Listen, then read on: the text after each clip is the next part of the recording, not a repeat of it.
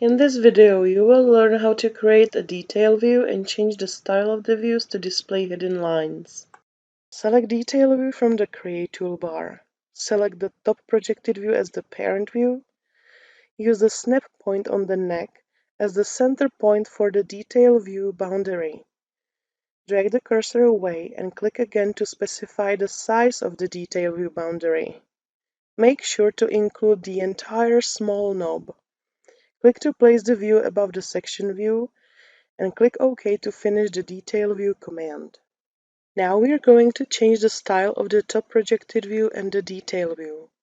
As there is a parent-child relationship between the top projected view and the detail view inherits the properties of the parent view, which means we need to change the style of the top projected view only.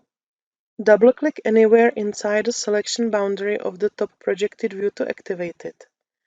The Drawing View dialog displays. Select Visible and Hidden Edges from the Style options to display hidden lines in this view. Go ahead and click Close to accept the Drawing View changes.